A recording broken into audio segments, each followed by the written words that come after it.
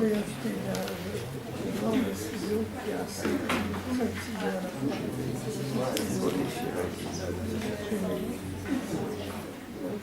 Oui, vraiment, je pense que ça, je peux Les papiers, je les donne à l'assistant. Il faudrait que... Il y aura quelques photos avec quelque chose. Tu as une cheminée là?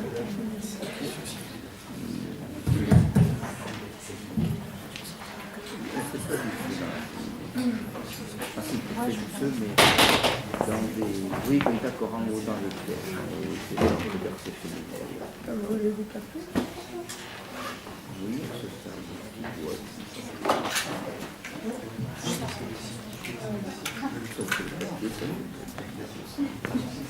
Ah, tout simplement. Tout simplement.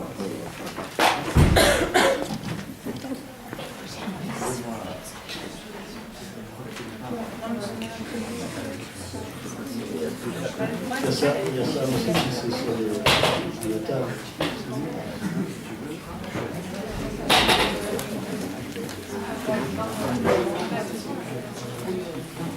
Il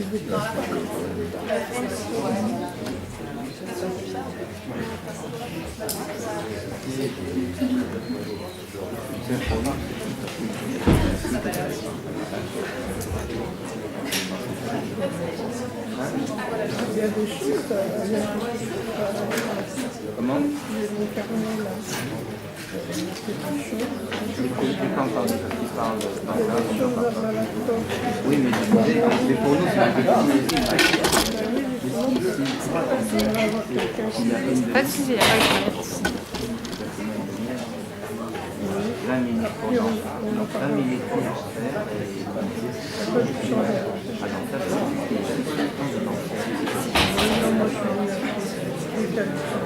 ah oui, d'accord.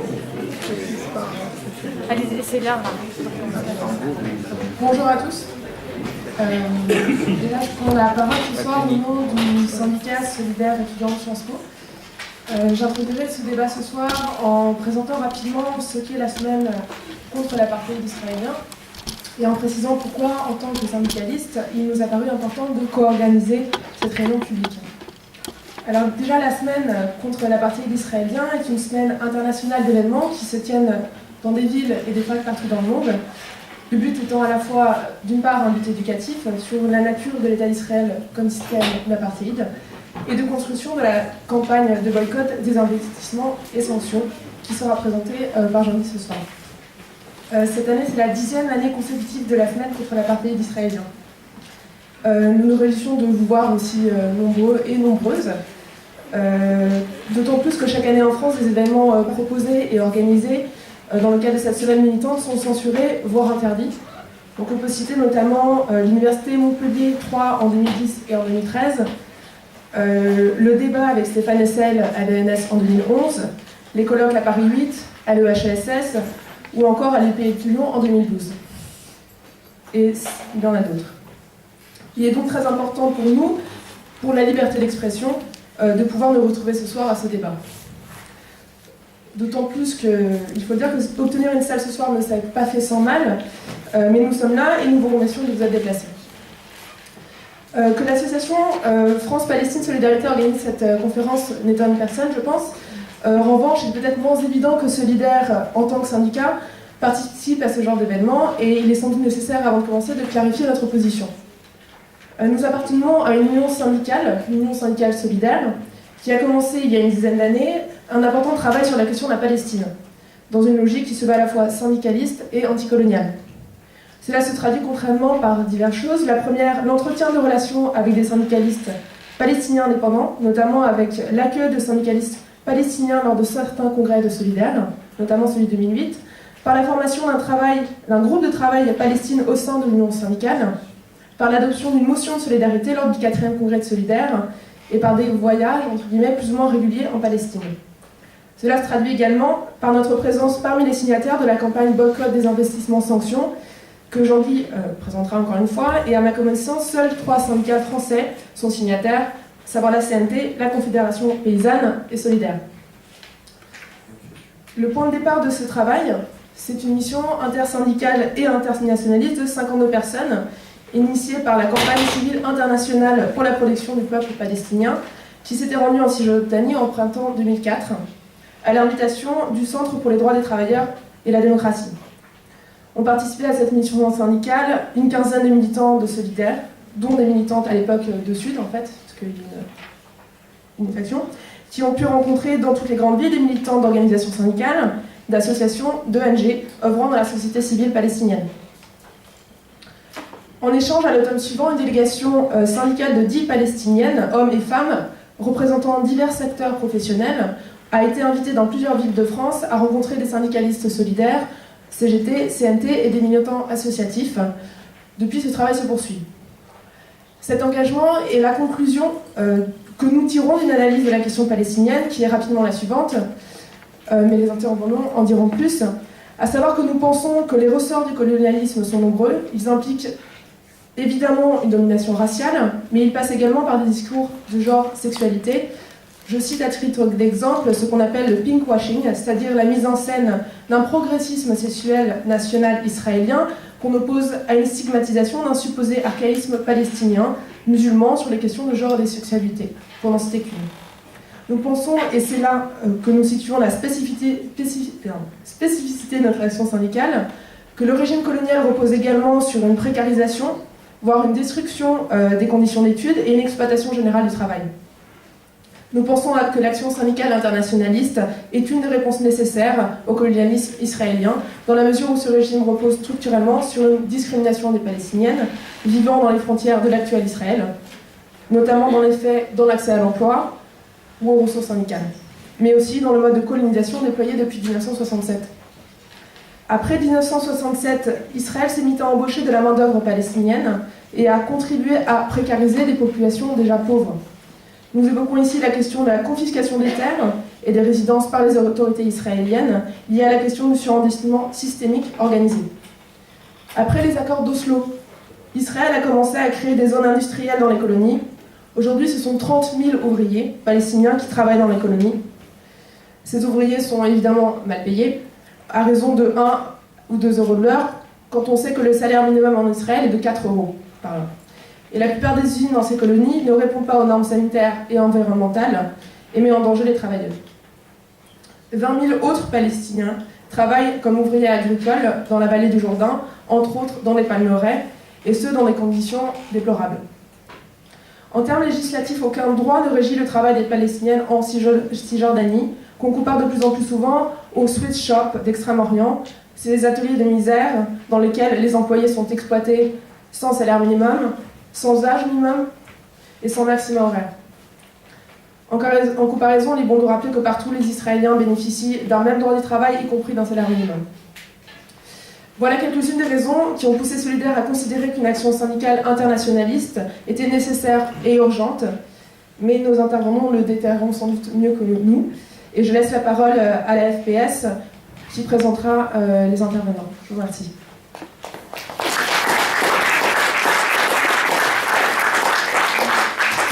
Bonsoir, je vous remercie d'être tous venus. Donc comme tu l'as dit, ce n'est pas très surprenant que la FPS fasse partie de cette conférence ce soir. Et donc je ne vais pas m'étendre plus longtemps sur les raisons et je vais tout de suite vous présenter nos intervenants ce soir. Donc à ma droite, Julien Salin, qui est membre fondateur du cercle des chercheurs sur le Moyen-Orient. Vous avez coécrit avec Céline Lebrun Israël, un état d'apartheid. Avec un point d'interrogation. Ah oui, avec un point d'interrogation. Suite au colloque qui aurait dû avoir lieu en 2012 à Paris 8. Et vous êtes donc spécialisé sur l'autorité palestinienne et sur les accords d'Oslo. Nous aurons ensuite Jean-Guy Grefsamer, qui est membre du BDS et coprésident de l'Union juive française pour la paix. Pas coprésident, mais militant actif. D'accord, militant, excusez-moi. Et ensuite, nous aurons Ahmed Nasrallah, un étudiant en échange de Palestine, qui vient de l'université d'El-Quds de Jérusalem-Est, qui va nous parler du coup de l'apartheid en Israël.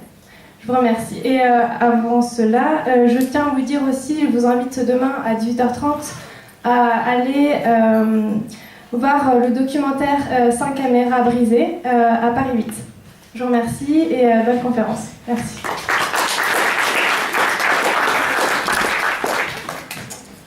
Bon, et c'est à moi qui ai choisi la responsabilité d'ouvrir cette discussion.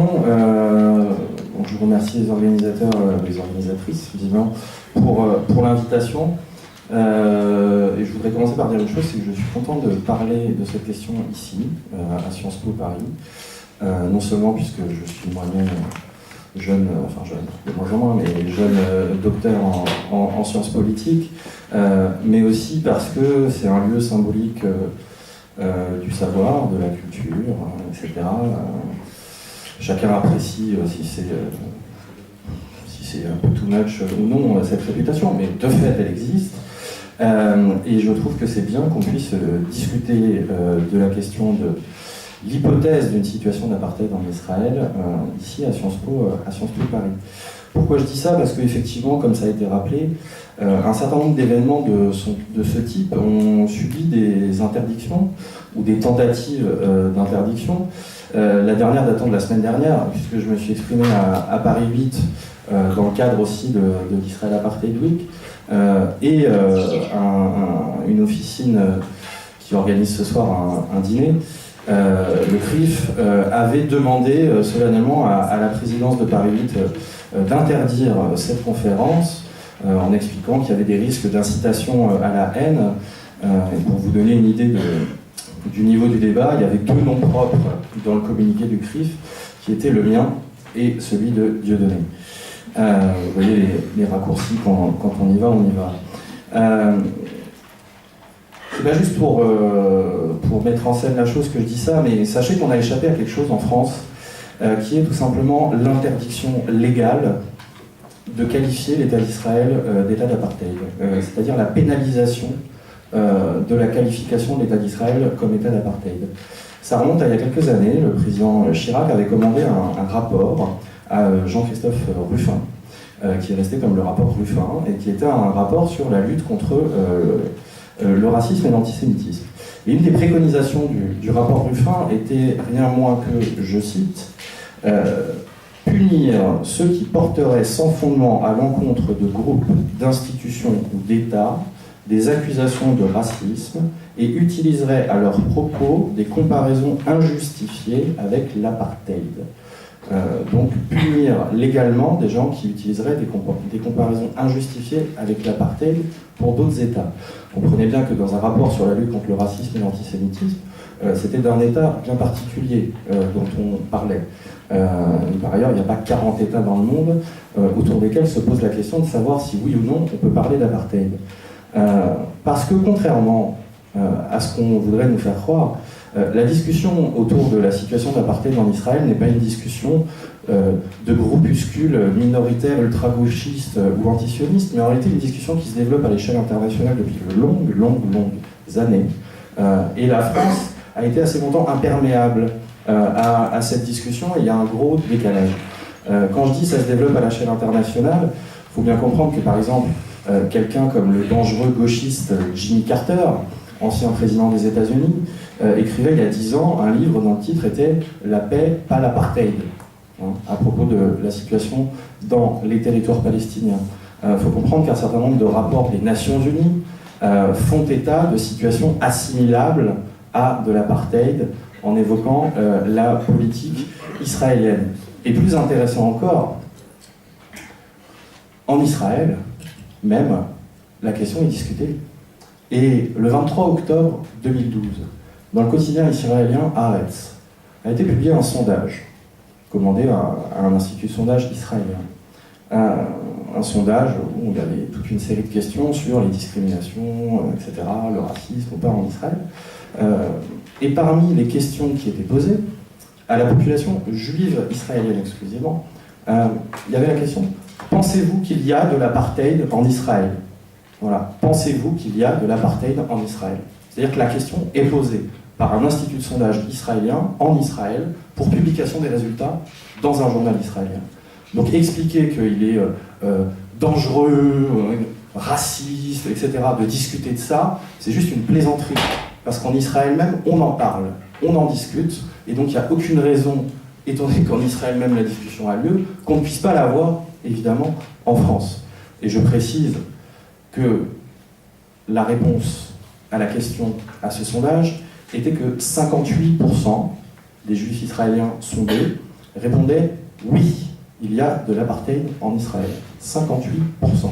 Alors les sondages, je dois les prendre avec précaution, mais 58% quand même, ça donne une idée. Si vous voulez vérifier, là-haut, c'est l'Institut de sondage, c'est Dialogue, vous trouverez. Arrête, 23 octobre 2012. Donc c'est une discussion qui a lieu.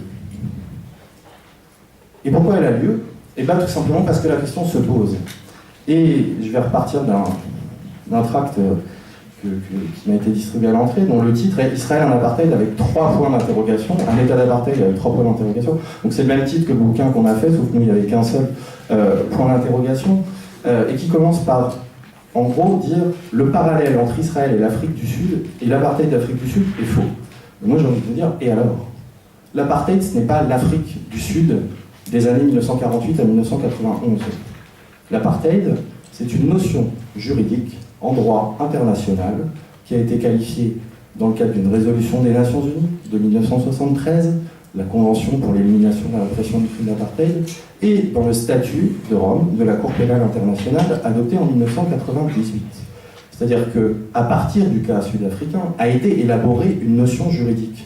De même qu'après la Deuxième Guerre mondiale avait été élaborée une notion juridique, le crime contre l'humanité. Mais le crime contre l'humanité, ce n'est pas uniquement le génocide. C'est devenu une catégorie juridique à part entière. Et bien de même, l'apartheid est une catégorie juridique à part entière. Et de quoi on parle quand on parle d'apartheid? On parle de discrimination institutionnalisée, c'est-à-dire légalisée, sur des bases nationales, ethniques ou religieuses, visant à assurer ou à maintenir la domination d'un groupe national, ethnique ou religieux sur un autre groupe national, ethnique ou religieux. C'est ça la définition en droit international de l'apartheid. C'est pas l'Afrique du Sud. Et donc à partir de là, eh ben, on peut s'intéresser au cas de l'État d'Israël et dans diverses situations et interroger la réalité de la politique israélienne à la lumière de ce questionnement sur les discriminations institutionnalisées, c'est-à-dire légalisées. À quoi ça sert ça? Eh bien, ça sert à regarder la réalité différemment. Moi, effectivement, ça fait maintenant plus de 10 ans que je travaille sur la question palestinienne, en me rendant là-bas assez régulièrement, en Israël, dans les territoires occupés, en Cisjordanie, à Gaza quand c'est possible, c'est-à-dire pas trop, depuis quelques années. Essayer de regarder cette réalité différemment. Parce qu'on a tendance souvent, quand on parle de la politique israélienne à l'égard des Palestiniens, et notamment des Palestiniens de Cisjordanie, qui est la situation la mieux connue, à s'intéresser aux dimensions violentes de l'occupation, la répression, les arrestations, les expulsions, les démolitions de maisons, les morts, les blessés, les manifestations qui se font chuter, etc. Mais regardez tout ça, et y compris qualifier cette réalité de occupation violente, occupation, tout ce que vous voulez, arbitraire, voilà, bah, ça ne fait pas de la situation dans les territoires palestiniens une situation d'apartheid. Voilà, pour dire clairement. Parce que l'apartheid, c'est quand ce sont des discriminations institutionnalisées, c'est-à-dire au niveau des lois. C'est pas qu'il y a de la discrimination sur le terrain, c'est qu'il y a de la discrimination dans la loi. Et bien si on regarde, du coup, la Cisjordanie, en se posant cette question-là, est-ce qu'il existe des discriminations institutionnalisées en Cisjordanie? Eh bien oui. Il existe des discriminations institutionnalisées en Cisjordanie, et comme j'ai pas beaucoup de temps, je vais être obligé d'aller vite, mais on pourra y revenir dans la discussion, pour une raison simple. C'est que la Cisjordanie, c'est ce bout de terre. Je rappelle que la Cisjordanie fait 6000 km² de superficie, c'est-à-dire que c'est aussi grand que la Corrèze. Pour visualiser un peu l'échelle, je prends la Corrèze évidemment par hasard comme exemple, et que les zones attribuées aux Palestiniens au sein de ces 6000 km² représentent 18% des 6000 km², donc on est à un petit peu plus de 1000 km² qui sont entre les mains des Palestiniens. La Cisjordanie est toujours une région sous occupation militaire. Elle est sous occupation militaire depuis 1967 et elle est sous administration militaire. Même si, par un souci c'était peut-être de l'humour ou pour que la chose soit plus bankable, l'administration militaire de la Cisjordanie s'appelle l'administration civile. Voilà. C'est que des types en uniforme, mais c'est l'administration civile.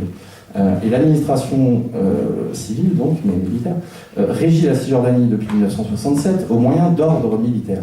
C'est quoi des ordres militaires? C'est des décrets, des ordres qui ont force de loi dans les territoires palestiniens, et je dis là dans l'ensemble des territoires palestiniens de Cisjordanie, et c'est toujours le cas aujourd'hui.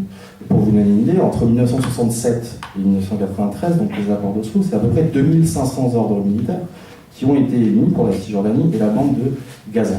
Des ordres militaires très divers, très variés. Il y avait des ordres militaires pour la saisie de certaines terres, pour la confiscation de certains champs, pour la prise de contrôle des ressources en eau, ce genre de choses. Des ordres militaires qui obligent tout Palestinien. Une partie de ces ordres a été abrogée depuis. Que il n'est pas bien entendu, je suis pas en train de parler de la situation d'aujourd'hui et de l'histoire de l'occupation, qui obligeait les Palestiniens qui voulaient déposer une marque à l'enregistrer auprès des autorités militaires, qui voulaient ouvrir une entreprise à l'enregistrer auprès des autorités militaires. Si vous vouliez faire un rassemblement de plus de 10 personnes, vous deviez déclarer le rassemblement aux autorités militaires et donner la liste des personnes qui y participeraient en amont, ça fait rêver, etc., etc. Des choses du genre interdiction pour les artistes palestiniens de faire figurer les 4 couleurs du drapeau palestinien, par exemple sur un tableau. Vous êtes peintre, si vous mettez du blanc, du rouge, du noir et du vert sur un tableau, ça passe pas la censure, même si vous peignez une chaise. C'est considéré comme étant de la peinture nationaliste et séditieuse, etc., etc. Des ordres militaires assez aberrants, réglementant le nombre et le type de plantes décoratives que les Palestiniens étaient autorisés à avoir dans leur maison. Bon, toute une batterie d'ordres militaires et des tribunaux militaires pour faire appliquer ces ordres. Les ordres militaires existent toujours. Une partie de ceux que je vous ai dit ont été abrogés, mais une partie sont toujours en vigueur. Les ordres militaires existent toujours, les tribunaux militaires existent toujours. Bon, mais tout ça, c'est pas de l'apartheid. C'est juste éventuellement un régime qu'on pourrait qualifier d'oppressif. Mais c'est pas de l'apartheid. Sauf que l'occupation s'est couplée de la colonisation. Et à partir du moment où il y a colonisation, il y a un problème pour les autorités israéliennes. C'est que progressivement s'implantent en Cisjordanie des citoyens israéliens. Et bien techniquement, les citoyens israéliens sont soumis aux ordres militaires et aux tribunaux militaires, puisque les ordres militaires s'appliquent à la région de Cisjordanie. Donc vont être créés des statuts d'exception pour les colons, pour qu'ils échappent à la législation militaire et aux tribunaux militaires. Et progressivement, on passe de quelques milliers de colons à quelques dizaines de milliers, pour aujourd'hui être à peu près à 550 000 colons à Jérusalem-Est et en Cisjordanie.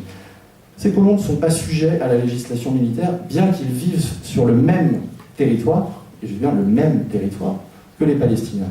Les populations en Cisjordanie sont totalement imbriquées. Pour les gens qui sont allés, vous passez d'une route qui passe devant un village palestinien à une colonie, puis un autre village, puis une colonie, etc., etc. Sauf que dans cette zone, la Cisjordanie, selon que vous serez, alors là c'est pas puissant ou misérable, mais selon que vous serez de nationalité, enfin de citoyenneté pour être précis, israélienne, ou de citoyenneté palestinienne, ce ne sont pas les mêmes lois et ce ne sont pas les mêmes tribunaux. Pour le dire plus précisément, si vous conduisez une voiture entre Bethléem et Hébron, et que vous renversez un piéton, si vous êtes un colon, c'est la loi israélienne et les tribunaux israéliens. Si vous êtes un Palestinien, c'est les ordres militaires israéliens et les tribunaux militaires israéliens. Donc très concrètement, vous avez un cas exemplaire de traitement différencié sur une base nationale, institutionnalisé. Et donc là, on est en plein dans la définition de l'apartheid dans le droit international. Les exemples sont multiples, je ne développe pas, je n'ai pas le temps, mais pour vous donner une idée de ce dont on parle, c'est pas des choses marginales. Pour les dernières statistiques qu'on a sur les verdicts des tribunaux militaires en Cisjordanie, sachez que c'est, pour l'année 2010, 9 974 Palestiniens qui sont passés devant les tribunaux militaires. Le taux de condamnation est de 99,7%. Donc c'est d'une efficacité redoutable. Et le problème, c'est que pour le même crime ou le même délit, les peines ne sont pas les mêmes dans la loi militaire et dans la loi civile israélienne. C'est-à-dire que globalement, si vous êtes accusé d'homicide involontaire dans les territoires palestiniens, si vous êtes un Palestinien, vous pouvez passer 8 jours en détention préventive, puis après il y a la détention administrative qui est une genre de garde à vue de 6 mois renouvelable indéfiniment, et une fois que vous passez devant le tribunal, vous pouvez être condamné à la prison à perpétuité. Si vous êtes israélien, par contre, vous devez être déféré devant un juge sous 48 heures, et au maximum, vous serez condamné à 20 ans. Donc il y a comme un souci, entre guillemets, et ce souci a un nom qui est un traitement législatif différencié selon des critères, en l'occurrence nationaux, mais on est bien dans la définition de l'apartheid. Donc pour conclure, je sais que les questions, les remarques, tout ça ne manqueront pas. À quoi ça nous sert? Moi, mon problème n'est pas de, à tout prix, dire « Ah, Israël, c'est l'apartheid, pour le plaisir ». C'est pas le souci. L'intérêt, c'est quoi? L'intérêt, c'est de regarder une réalité qu'on croit connaître, mais qu'on connaît très mal, et de la regarder de manière un peu différente de la façon dont on la regarde d'habitude.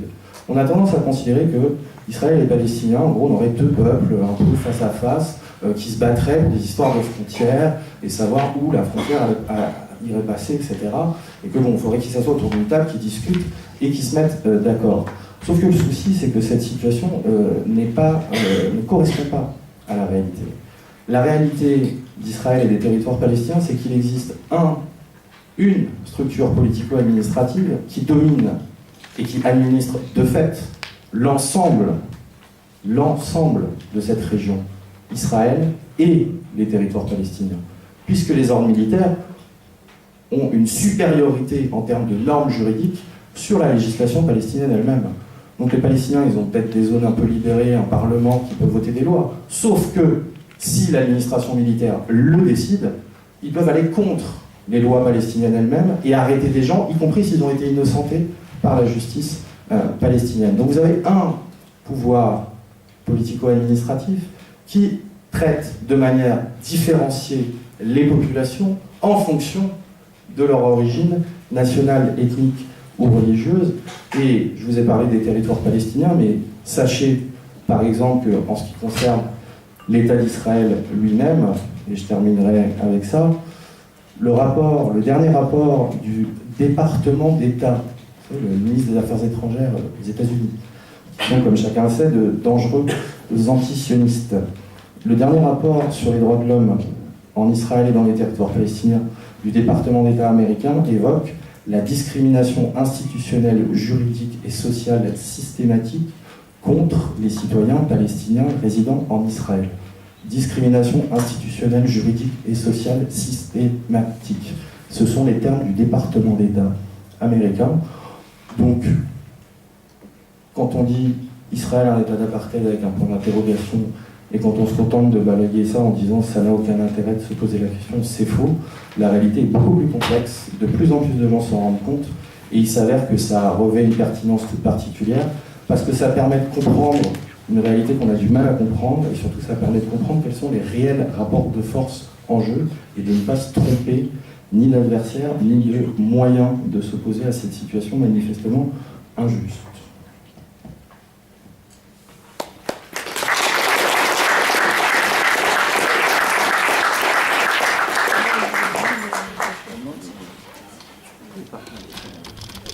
Là, ça marche. Bon, je vais vous présenter brièvement l'UJFP et je vais aussi vous parler de la campagne BDS, c'est-à-dire la question qu'est-ce qu'on peut faire face à la situation qu'a décrite Julien. Mais d'abord, je vais apporter un petit éclairage complémentaire à ce que vient de dire Julien pour montrer en quoi il y a une situation d'apartheid que Julien a dénoncé concernant les Palestiniens qui vivent en Israël. Il y a différents points à relever. Hein, et d'abord, la notion d'apartheid implique diverses intensités d'apartheid. Hein. Il n'y a pas une norme comme ça rigide. Hein. Il peut y avoir un apartheid de plus forte intensité. Voilà. Et donc, il y a eu